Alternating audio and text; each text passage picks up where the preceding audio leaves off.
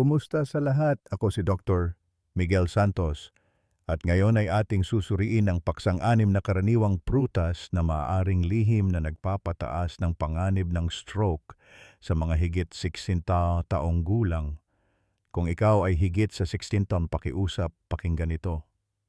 Isang simpleng prutas, isang bagay na marahil ay kinakain mo na sa buong buhay mo, ay maaaring tahimik na nagpapataas ng iyong panganib sa stroke habang natutulog ka. Walang sintomas, walang babala, matutulog kang maayos ang pakiramdam at magigising na hindi makapagsalita, makatayo, o kahit maigalaw ang isang bahagi ng iyong katawan.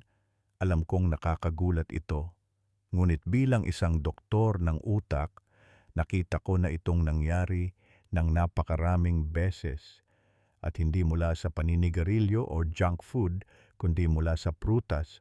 Oo, kahit na ang isang bagay na tila napaka-healthy at inosente ay maaaring maging mapanganib kapag nagbago ang iyong katawan dahil sa edad. Pagkatapos ng sinto, hindi na pinoproseso ng iyong mga bato, atay, daluyan ng dugo, at utak ang asukal, potassium, o asido sa parehong paraan. Ang mga gamot, mas mabagal na sirkulasyon at dehydrasyon sa gabi ay nagdaragdag lahat na ginagawang isang tahimik na banta ang isang simpleng prutas. Iyon ang dahilan kung bakit ngayon ay gusto kong talakayin sa iyo ang 6 na karaniwang prutas na maaaring mas nakakasama kaysa nakakabuti, lalo na kung kinakain mo ito sa maling oras o sa maling kombinasyon. Kung pinapanood mo ito at gusto mo ng mas praktikal na mga tip na suportado ng agham para sa pagprotekta sa iyong utak at puso, mangyaring mag-subscribe din sa Health 365 at mag-iwan ng komento sa ibaba na may salitang oo kung ang paksang ito ay tumama sa iyo. Maaaring magulat ka kung aling mga prutas ang napasama sa listahang ito at bakit. Magsimula tayo sa isa sa mga pinakakaraniwan.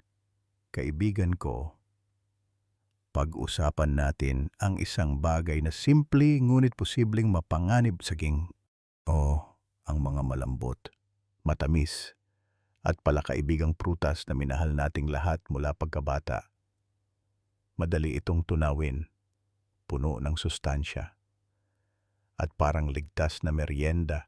Ngunit pagkatapos ng edad na 16 ang pagkain ng saging, lalo na ang mga sobrang hinog na, ay maaaring hindi na kasing inosente ng iyong iniisip. Narito kung bakit. Habang nahihinog ang saging, ang mga starch nito ay nagiging asukal. Iyon ang dahilan kung bakit mas matamis ang lasa nito habang lalong nahihinog. Ngunit habang nagiging mas masarap ang lasa, nagiging mas mapanganib ang epekto nito sa iyong katawan. Ang sobrang hinog na saging ay may napakataas na glycemic index. Mabilis nitong pinapataas ang iyong blood sugar at maaaring maging malaking problema ito kung ikaw ay higit sa 60. Bakit? Dahil habang tayo ay tumatanda, bumababa ang ating kakayahang pamahalaan ang potassium, blood sugar, at presyon ng dugo. Ang mga bato ay bumabagal, humihina ang insulin sensitivity, at ang mga daluyan ng dugo ay tumitigas. Nangangahulugan ito na ang isang bagay na kasing inosente ng isang malambot at batik-batik na saging ay maaaring biglang magpataas ng iyong blood sugar, magpataas ng presyon ng dugo, at makaapekto pa sa ritmo ng puso dahil sa mataas na potassium load. Hayaan ninyong ikwento ko si Margaret, isang 76 taong gulang na retiradong librarian mula sa Illinois. Palagi siyang kumakain ng 1 o 2 sobrang hinog na saging sa umaga. Minsan ay hinahalo niya ito sa isang smoothie. Akala niya ito ay isang malusog na simula sa kanyang araw. Ngunit isang umaga ay nakaramdam siya ng pagkahilo pagkatapos magising at hindi malinaw ang kanyang pananalita. Isinugod siya ng kanyang asawa sa ER. Na-diagnose siya ng mga doktor na may mild ischemic stroke. Biglang tumaas ang kanyang presyon ng dugo magdamag at mataas ang kanyang mga antas ng potassium. Sinabi nila sa kanya na bagaman hindi lamang saging ang salik, ang kombinasyon ng asukal, potassium, at kanyang dehydration sa umaga ay lumikha ng perpektong bagyo. Gumawa ng maliit na pagbabago si Margaret. Pagkatapos noon, nagsimula siyang kumain ng mas maliit at mas berdeng saging. At pagkatapos lamang uminom ng tubig at kumain ng kaunting protina. Una, bumuti ang kanyang enerhiya at naging mas matatag ang kanyang presyon ng dugo. Ang aral hindi kaaway ang saging, ngunit ang sobrang hinog na saging, lalo na sa malalaking dami o sa walang laman na tiyan, ay maaaring tahimik na magtulak sa mga mahihinang nakatatanda patungo sa isang stroke. At narito ang bagay, hindi lamang saging ang prutas na may ganitong nakatagong panganib. Susunod, pag-usapan natin ang mga ubas, maliit, matamis, at nakakapresko, ngunit may nakakagulat na mataas na sugar load na maaaring mas mapanganib pa, mga ubas. Mukha silang hindi nakakapinsala, hindi ba maliit, matamis, nakakapresko, inihahain kasama ng tanghalian, inihahalo sa mga salad, o inaalok bilang isang magaan na merienda kasama ang mga apo. Ngunit para sa isang taong higit sa 60, ang mga ubas ay maaring hindi kasing inosente ng tila. Narito kung bakit. Ang mga ubas ay purong asukal sa isang maliit na pakete. Kahit na ang mga walang buto. Lalo na ang mga sobrang tamis na uri na ibinebenta sa karamihan ng mga grocery store, ay puno ng glucose at fructose. Kapag kumain ka ng isang dakok, lalo na sa walang laman na tiyan, ang asukal na yon ay direktang napupunta sa iyong daluyan ng dugo. Mabilis, habang tayo ay tumatanda, bumabagal ang ating insulin response. Nagiging mas marupok ang ating mga daluyan ng dugo. Ang biglaang pagtaas ng asukal ay hindi lamang nagbibigay sa iyo ng mabilis na pagsabog ng enerhiya. Ini-stress nito ang iyong utak at puso sa mga paraang maaaring hindi mo man lang maramdaman. Sa loob ng mga marupok na daluyan na iyon, ang asukal ay nagdudulot ng maliliit na pamamaga, microscopic na pamamaga at pinsala na sinusubukang ayusin ng katawan sa pamamagitan ng pagbuo ng mga namuong dugo clots. Maliit ang mga ito sa simula. Hindi mo sila mapapansin.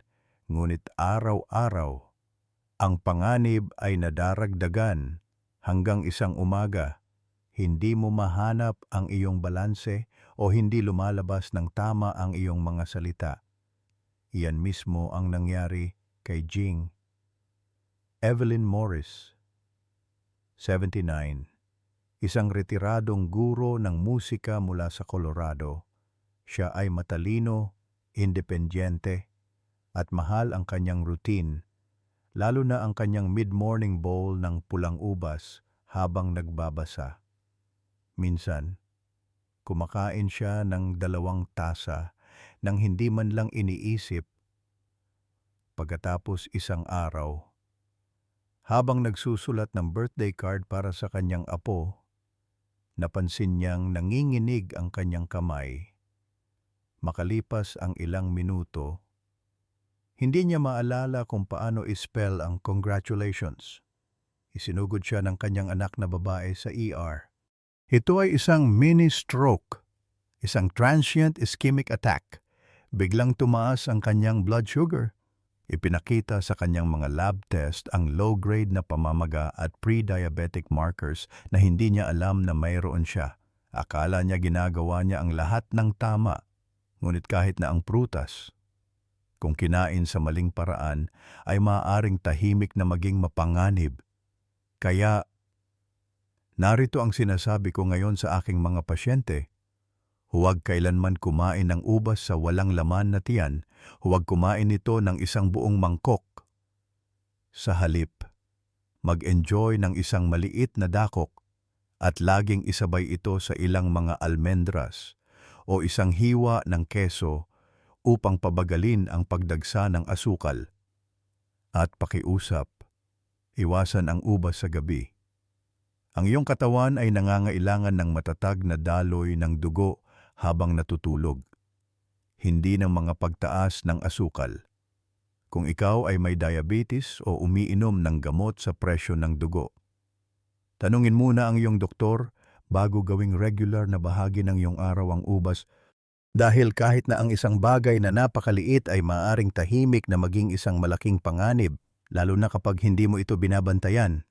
Ngayon, kung sa tingin mo ay nakakagulat ang ubas, maghintay hanggang pag-usapan natin ang pinya, ang matamis na tropikal na kagat na iyong tinatamasa pagkatapos ng hapunan. Maaaring tahimik itong nakakasagabal sa iyong utak habang natutulog ka. Hayaan ninyong ipaliwanag ko kung bakit sa susunod. Para sa mga matatanda, lalo na sa mga umiinom ng gamot o may mga issue sa sirkulasyon, ang pinya ay maaaring tahimik na lumikha ng perpektong bagyo para sa panganib ng stroke. Hayaan ninyong ipaliwanag ko kung bakit.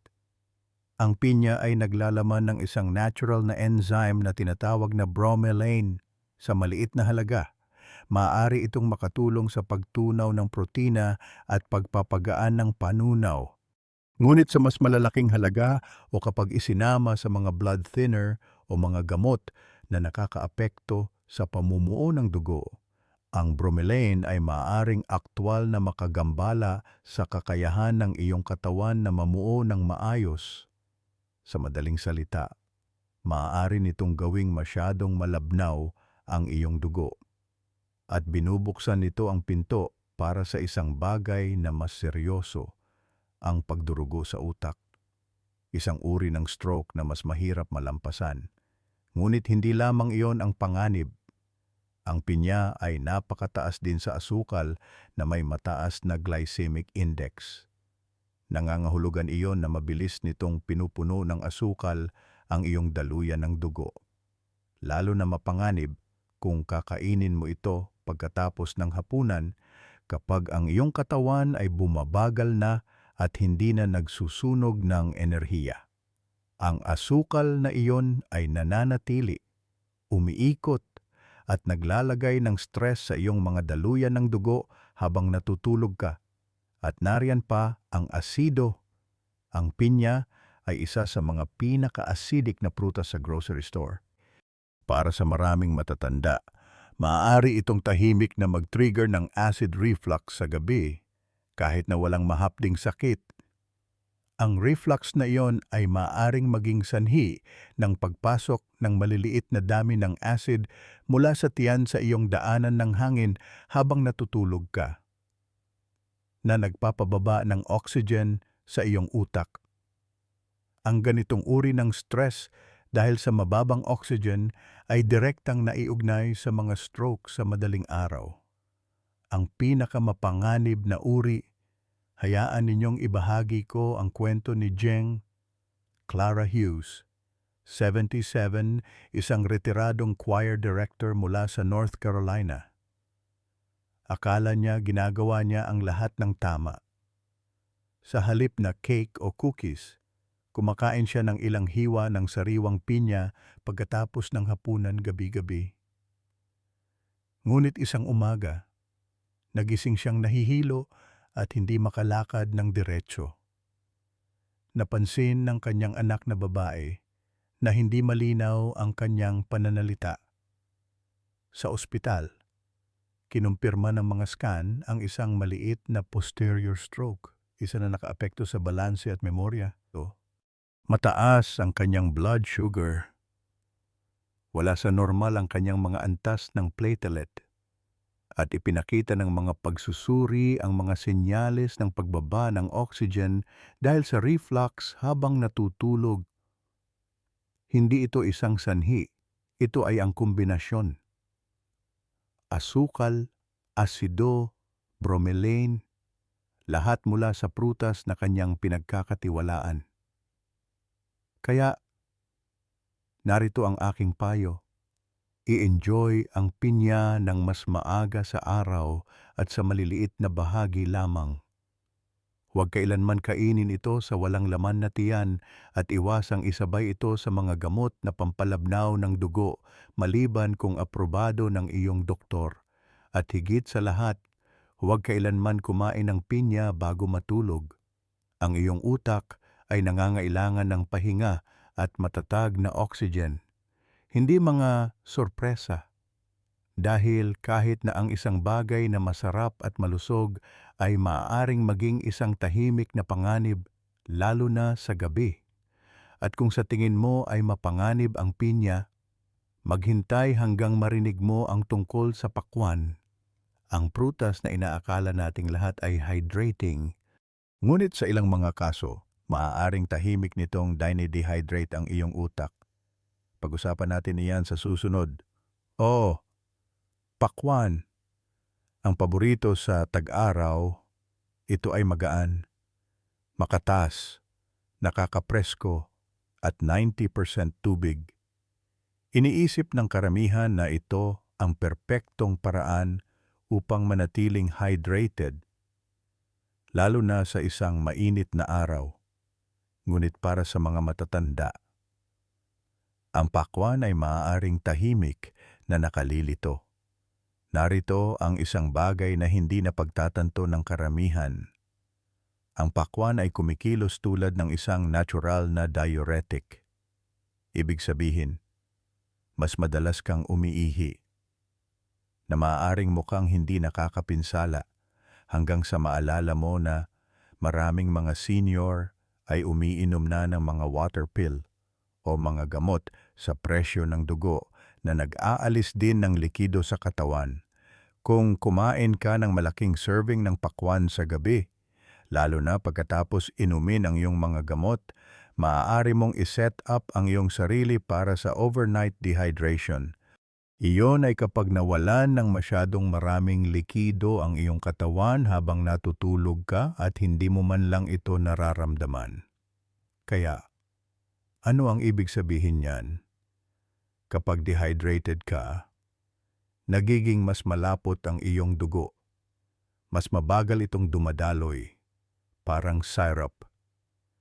At ang malapot na dugo na iyon ay nagpapataas ng pagkakataon ng pagbuo ng namuong dugo. Lalo na sa makikitid at tumatandang mga ugat. Isama mo pa iyan sa mas mababang presyo ng dugo habang natutulog. At meron kang perpektong kondisyon para sa isang tahimik na stroke. Hayaan ninyong ikwento ko si G. Howard Lynn. 82, isang retiradong kartero mula sa Indiana. Ginagawa niya ang lahat ng tama. Naglalakad araw-araw. Iniiwasan ang matatamis. Sinusubukang manatiling malusog. Isa sa kanyang mga gawi. Pagkatapos ng hapunan, kumakain siya ng 2 o 3 malalaking hiwa ng pakwan para palamig at manatiling hydrated. Ngunit isang umaga, nagising siyang nahihilo. Nang sinubukan niyang tumayo, bumagsak siya. Sa ER, mapanganib na mababa ang kanyang presyo ng dugo at ipinakita ng kanyang mga lab test ang mga senyales ng dehydration at malapot na dugo. Kinumpirma ng isang scan ang isang maliit na ischemic stroke. Malamang na sanhi ng isang namuong dugo na nabuo magdamag ng masyadong bumagal ang kanyang daloy ng dugo. Walang ideya si Howard na ang pakwan, isang bagay na nakikita niyang malusog, ay nag-aalis ng tubig sa kanyang sistema, hindi nagdaragdag nito at nang isama sa kanyang diuretic na gamot.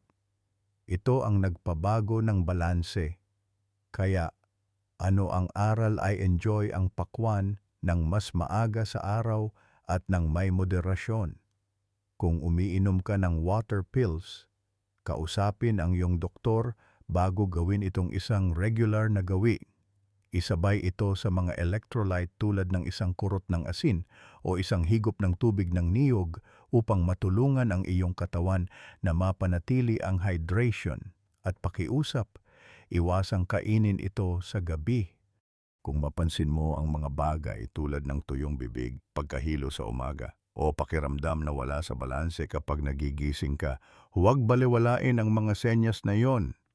Maaring ito ay mga bulong mula sa iyong katawan na mayroong hindi tama.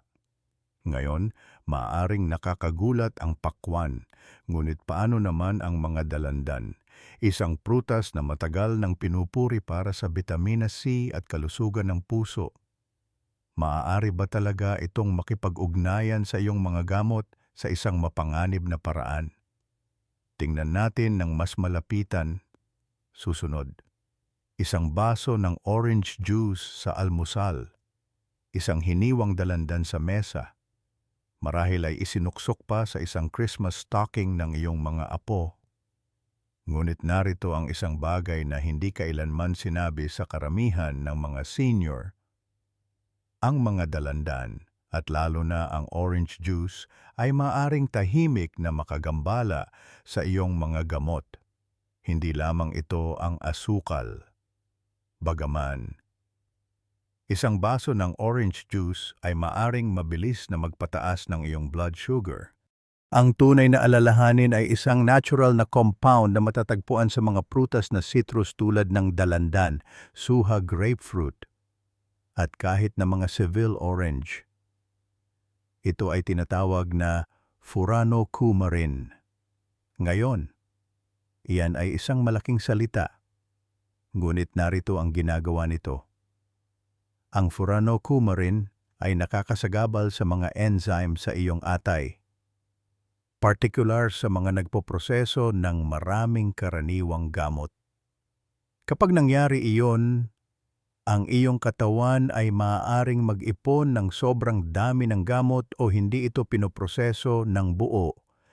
Nangangahulugan iyon na ang isang gamot sa presyo ng dugo na iniinom mo sa loob ng maraming taon ay maaaring biglang maging masyadong malakas na nagpapababa ng iyong presyo ng dugo ng sobra. O isang statin para sa kolesterol ay maaaring maipon at magdulot ng pamamaga ng kalamnan o pagkalito sa isip, brain fog. O isang blood thinner ay maaaring huminto sa paggana ng maayos na nag-iiwan sa iyong dugo na hindi matatag at nagpapataas ng iyong panganib sa stroke ng walang babala. Hindi ito isang teorya. Nakita ko ito mismo. Kunin natin si Albert Bryant, 79, isang retiradong driver ng bus mula sa Georgia.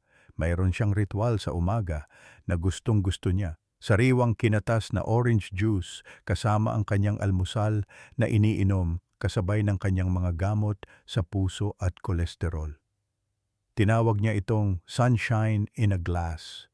Ngunit sa paglipas ng panahon, nagsimula siyang makaramdam ng pagkahilo, paggaan ng ulo kapag tumatayo. Medyo nalilito sa ilang umaga.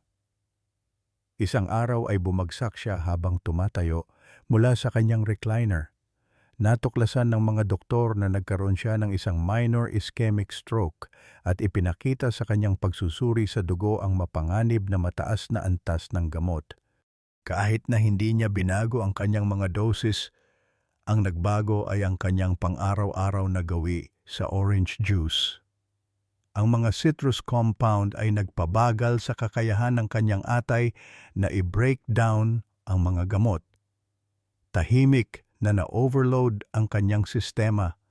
Kaya narito ang aking inirerekomenda sa lahat ng aking mga nakatatandang pasyente. Limitahan ang orange juice o laktawan ito ng buo. Kung umiinom ka ng mga gamot tulad ng statins, calcium channel blockers o blood thinners, huwag ihalo ang citrus sa iyong mga tableta. Tanungin ang iyong doktor kung hindi ka sigurado. Kung gusto mo ang lasa ng citrus, subukan ang isang maliit na patak ng lemon o dayap sa tubig sa halip. Mas kaunti ang mga interaksyon nito. Dahil sa yugtong ito ng buhay, kahit na ang isang bagay na kasing simple ng isang dalandan ay maaaring magpabago ng balanse sa loob ng iyong katawan nang hindi mo namamalayan. At kung iyon ay nagpaisip sa iyo tungkol sa iyong routine sa umaga, maghintay hanggang marinig mo ang sasabihin ko tungkol sa mga mangga. Isang matamis na tropical na pagkain na maaring nagpapataas ng iyong blood sugar at nagpapabagal sa iyong atay ng sabay-sabay. Pag-usapan natin ito sa susunod. Malambot, makatas, natural na matamis. Ito ay parang isang tropical na gantimpala. Isang prutas na tila masyadong masarap para maging mapanganib. Ngunit kung ikaw ay higit sa 60 lalo na kung umiinom ka ng mga gamot para sa presyon ng dugo, ritmo ng puso o kolesterol, ang mangga ay maaaring mas nakakasama kaysa nakakabuti. Narito kung bakit. Ang mangga ay isa sa mga prutas na may pinakamataas na asukal sa mga grocery shelves. Isang tasa lamang ng hinog na mangga ay naglalaman ng halos 40 gramo ng natural na asukal. Iyan ay higit pa sa asukal sa isang donut. Ngayon, isipin kung ano ang ginagawa niyan sa isang tumatandang katawan. Mas mabagal ang iyong insulin response. Mas marupok ang iyong mga daluyan ng dugo. Ang biglaang pagtaas ng asukal ay lumilikha ng pamamaga sa loob ng iyong mga ugat, lalo na sa mga patungo sa iyong utak. Ang pamamaga na iyon ay maaaring magdulot ng maliliit na bitak sa mga pader ng ugat. At ano ang ginagawa ng iyong katawan kapag may bitak? Bumubuo ito ng isang namuong dugo upang takpan ito. Sa isang mas batang katawan, maaring hindi ito malaking problema, ngunit sa isang senior na may makikitid na mga ugat, ang namuong dugo na iyon ay madaling makaharang sa daloy ng dugo patungo sa utak na humahantong sa isang stroke. Ang mangga ay naglalaman din ng isang compound na tinatawag na mangiferin, mukhang hindi nakakapinsala. Tama. Ngunit ang mangiferin ay maaaring makagambala sa kakayahan ng iyong atay na iproseso ang mga gamot, lalo na ang mga gumagamit ng cytochrome P450 enzyme system. Kabilang dito ang maraming karaniwang gamot sa puso, kolesterol at presyon ng dugo. Kaya sa halip na ligtas na maalis ng iyong katawan ang mga gamot na iyon, naiipon ang mga ito sa iyong sistema. Hindi mo ito nararamdaman sa una hanggang sa makaramdam ka ng pagkahilo, panghihina o mas malala pa, hanggang sa bumagsak ang iyong presyon ng dugo o magbago ang ritmo ng iyong puso nang walang babala. Hayaan ninyong magbahagi ako ng isang tunay na kwento. Si G. William Booker, 83, isang retiradong bumbero mula sa Nevada, ay nagpasya na kumain ng malinis sa pamamagitan ng pagpapalit ng cookies sa mga tuyong hiwa ng mangga tuwing hapon. Umiinom din siya ng gamot para sa atrial fibrillation at mataas na presyon ng dugo. Pagkatapos ng ilang linggo, nagsimula siyang magising na magaan ang ulo. Isang umaga, bumagsak siya habang tumatayo mula sa kama. Napansin ng kanyang asawa na tila nakalaylay ang kaliwang bahagi ng kanyang mukha. Sa ospital, ipinakita ng mga scan ang isang mild ischemic stroke. Inihayag ng mga pagsusuri sa dugo na abnormal na mataas ang antas ng kanyang gamot sa kabila ng pag-inom ng tamang dosis. Ang sanhi, hindi maiproseso ng kanyang atay ang mga gamot ng maayos dahil sa araw-araw na pagkain ng mangga. Kaya, narito ang aking payo sa iyo. Kung nasiyahan ka sa mangga, kumain lamang ng ilang kagat at sa araw lamang. Huwag kailanman kumain ng mangga bago matulog, lalo na ang tuyong mangga. mas konsentrado pa ito. Laging isabay ito sa protina o taba tulad ng mga mani o keso upang pabagalin ang pagsipsip ng asukal. At higit sa lahat, kung umiinom ka ng anumang mga reseta para sa puso o presyon ng dugo, kausapin muna ang iyong doktor.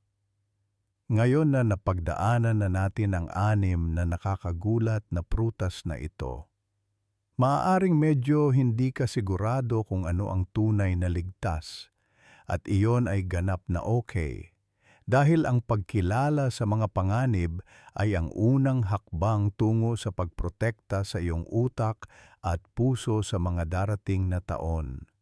Habang tayo ay tumatanda, kahit na ang mga malusog na gawi ay kailangan ng pangalawang pagtingin, ang mga prutas na dating tumutulong sa atin ay maaaring tahimik na kumakalaban sa atin ngayon, lalo na kapag hinaluan ng mga gamot o kinain sa maling oras. Hindi ito tungkol sa takot. Ito ay tungkol sa kamalayan. Hindi mo kailangang isuko ang prutas. Kailangan mo lang itong kainin ng matalino. Mas maliliit na bahagi ng mas maaga sa araw. Isinasabay sa protina o malusog na taba. At laging may gabay ng iyong doktor. Ang iyong utak, iyong puso, at iyong kalayaan ay karapat-dapat na protektahan. Kung nakatulong sa iyo ang video na ito, na pag-isipang muli ang iyong mga pagpipilian, paki-like ang video na ito at mag-iwan ng komento sa ibaba na may salitang aware upang ipaalam sa amin na kumikilos ka. At tandaan, nakarating ka na sa puntong ito ng buhay ng may lakas at karunungan. Ngayon na ang panahon upang kumain.